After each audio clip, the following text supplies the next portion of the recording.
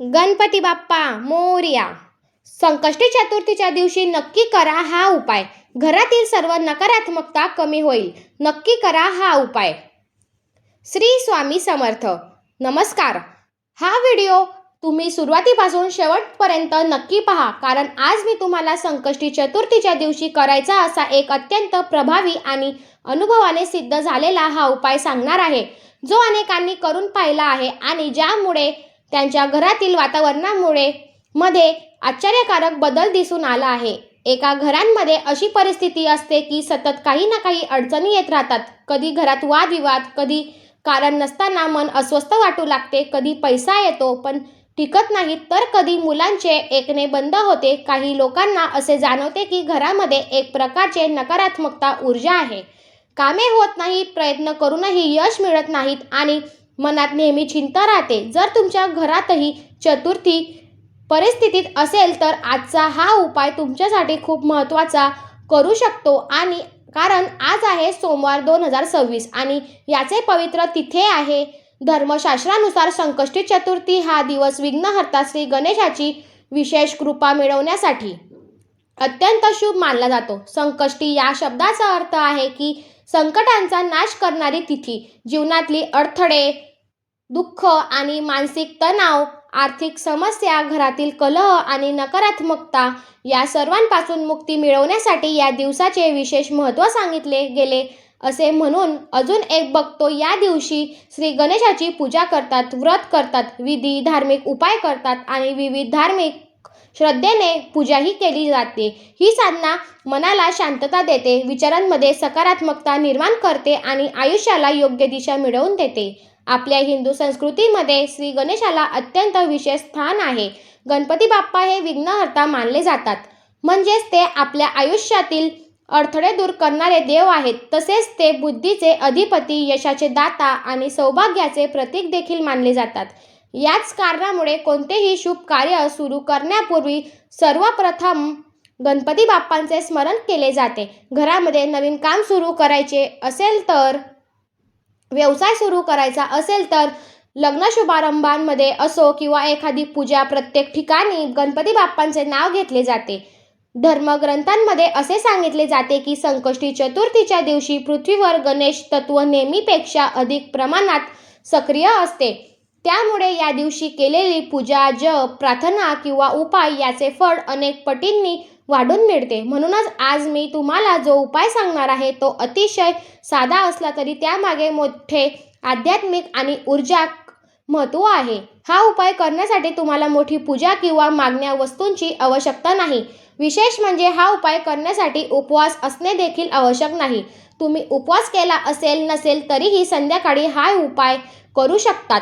फक्त एका साध्या वस्तूला कापुरासोबत प्रज्वलित करून हा उपाय केला जातो. पण त्या छोट्या कृतीमागे घरातील नकारात्मकता ऊर्जा दूर करण्याची आणि वातावरण शुद्ध करण्याची एक आध्यात्मिक प्रक्रिया कार्यरत असते.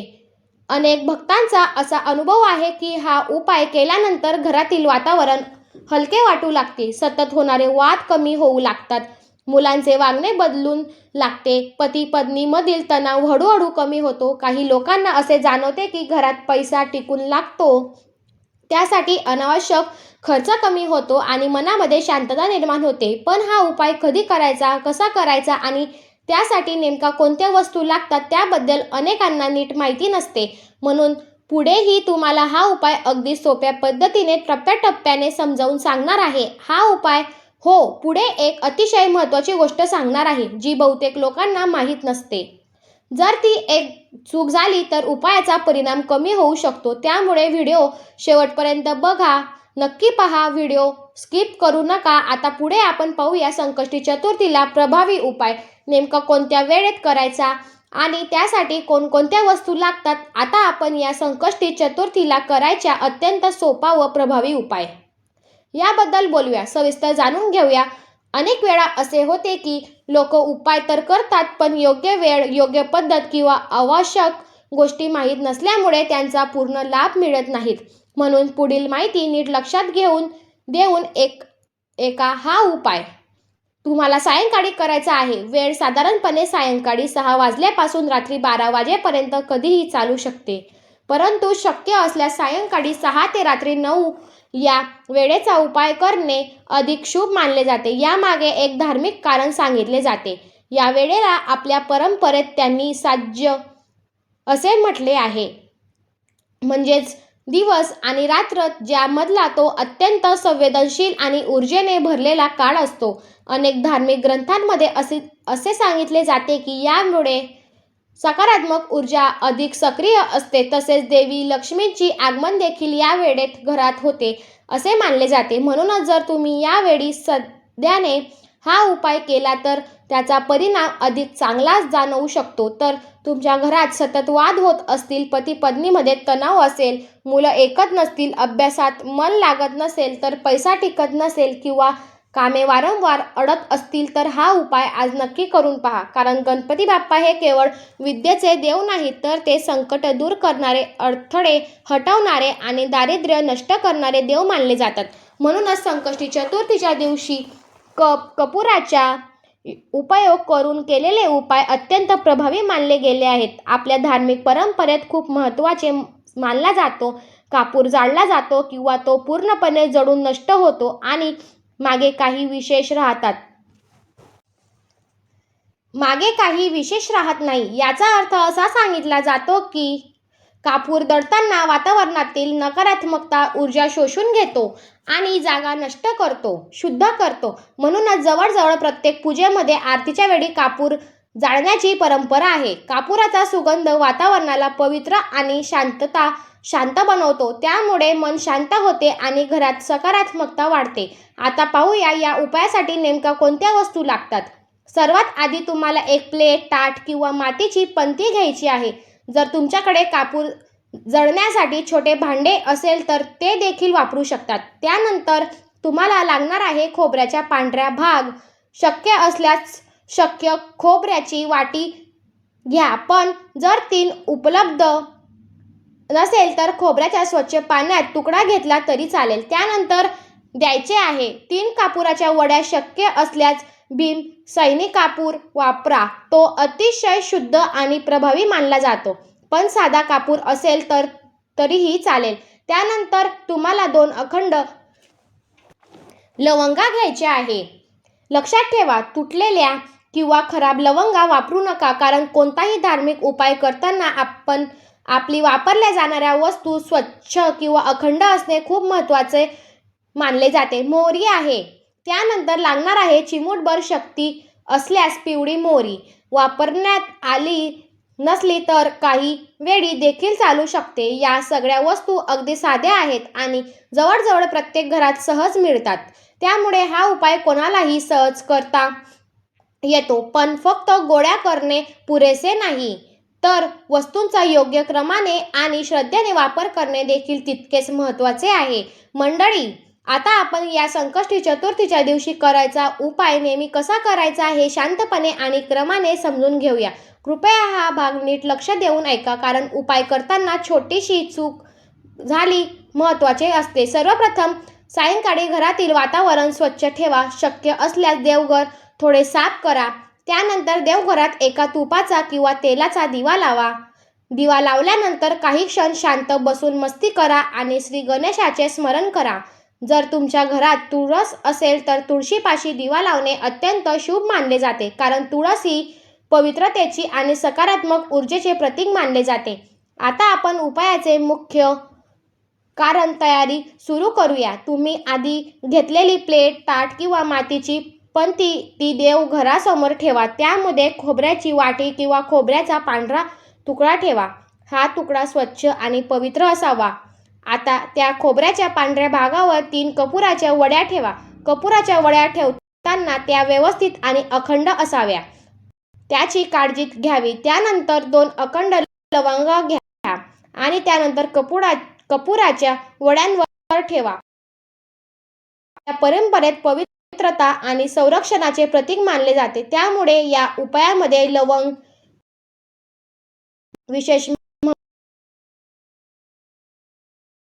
मोहरी त्याकडेच ठेवा. मोहरीला नकारात्मकता ऊर्जा दूर करण्यासाठी उपयुक्त मानले जाते. जेव्हा या सर्व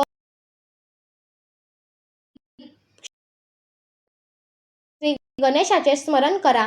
आपल्या मनाला चिंता, अडचणी, समस्या याबद्दल गणपती बाप्पांना प्रार्थना करा. यानंतर कापूर प्रज्वलित करा.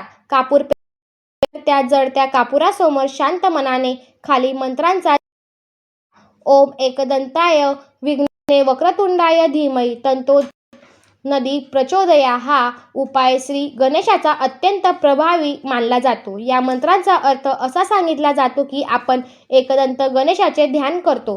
वक्रतुंड असलेल्या तिला योग्य दिशा देऊन देते. हा मंत्र जपत असताना मनात श्रद्धा आणि खूप महत्त्वाचे आहे. शक्य असल्यास आमंत्रण 11 वेळा किंवा 21 वेळा म्हणा. कापूर जळताना जो सुगंध आणि जो निर्माण होतो तो काही वेळ देवगड्यात पसरू. त्यानंतर हे भांडे हळूच हातात घ्या आणि धुराला संपूर्ण घरात फिरवा. प्रत्येक खोली, प्रत्येक कोपऱ्यात, हॉलमध्ये स्वयंपाक करा. शक्य असल्यास घरातील सर्व जागांमध्ये हा धूर जाईपर्यंत काळजी घ्यावी. विशेषतः घरातील अंधारे कोपरे किंवा ज्या ठिकाणी वातावरण जवळ वाटते त्या ठिकाणी काही क्षण थांब. यावेळी मनात श्री गणेशाचे नाव घ्या. घरात धूर फिरताना मुख्य दरवाजाजवळ काही क्षण थांबणे अत्यंत महत्त्वाचे मानले जाते, कारण अनेक धार्मिक श्रद्धांनुसार घरातील सकारात्मक आणि नकारात्मक ऊर्जा मुख्य दरवाजापासून येते किंवा बाहेर जाते. किंवा मुख्य दरवाजाजवळ काही क्षण ते भांडे धरून ठेवा आणि मनापासून प्रार्थना करा की घरातील सर्व नकारात्मकता दूर हो आणि सर्व शांती समृद्धीचा प्रवेश हो. यानंतर पुन्हा ते भांडे देवघरासमोर ठेवून द्या. जोपर्यंत कापूर पूर्णपणे जळून जात नाही आणि धूर निघत नाही तोपर्यंत शक्य असल्यास मंत्र जप करून ठेवा किंवा गणपती बाप्पांचे नाव घ्या.